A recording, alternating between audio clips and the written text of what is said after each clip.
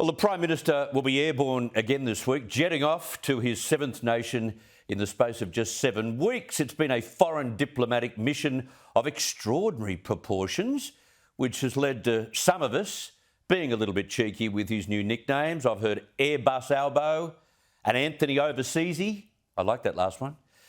But seriously, of all his international trips, the Pacific Forum in Fiji is probably his most important. The issue of the Solomon Islands and its newfound love affair with Beijing at the expense of their traditional ties with us is a huge concern for the Albanese government. In fact, the snubbing of Australia is continuing despite a new government here and despite talks last month between the Solomon Islands Prime Minister Manasaya Sogavari and our Foreign Minister Penny Wong. They've made their stance towards Australia quite clear, and this follows their new security pact with Beijing. There is no coincidence here. The Solomons have now blocked Australian aid workers from entering the country. 5 Australian advisors are being denied visas by Honiara, despite the process of assistance from Australia being a long-held practice. At the same time, they've actually granted entry to at least 6 Chinese advisors. So the Australians can go to hell, but the Chinese can be allowed in. Now, you can't read that in any other way than as a direct and disrespectful snub of this country, who's been responsible for the highest amount of financial aid received by the Solomon Islands over many, many decades. But that doesn't seem to matter anymore, as the Solomons now refuse to allow Australian aid workers into the country to work on an array of assistance programs, as we've always done. Now, one of the advisors had been waiting for a visa since March. The other 4 applied in June. They've all since been denied. And such visas would usually be approved very quickly so they could begin their work. But it's feared the Solomons' new pact with Beijing is shifting their stance. Today, the Prime Minister addressed the challenges he faces when he arrives in Fiji later this week, particularly his efforts to reset this relationship with the Solomons.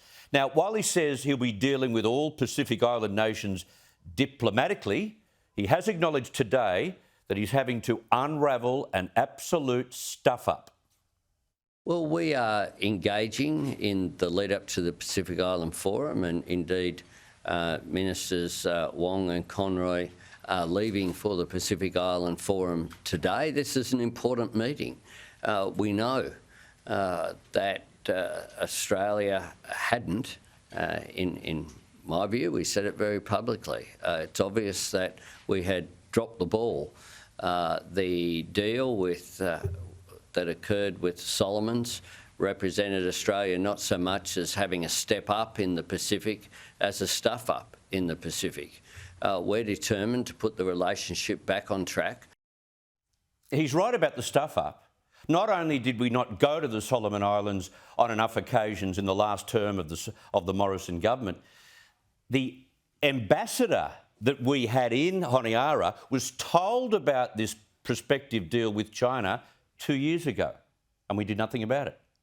The Prime Minister says he'll be meeting with the Solomon Islands Prime Minister face to face, but given what has transpired since China signed the country up to that security pact, he may want to lower the bar on any expectations.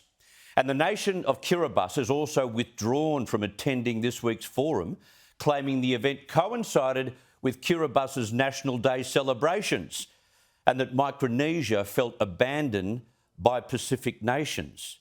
I've got to say, it's probably got a hell of a lot more to do with the role played by the Chinese Foreign Minister when he visited Kiribati on his 10-nation tour through the region early last month. Kiribati too signed various agreements with Beijing, the contents of which have not been made public. Meanwhile, believe this or not, Beijing is doing all it can to stir up animosity. According to the Australian today, China has invited the same Pacific states to attend a virtual forum with Foreign Minister Wang Yi on Thursday, the same day the Fiji forum begins. That's about as bold as it gets. Let's just hope China's creeping influence in the Indo-Pacific is the key issue discussed in Fiji, and it doesn't turn into this talk fest on the dangers of climate change again. We'll see.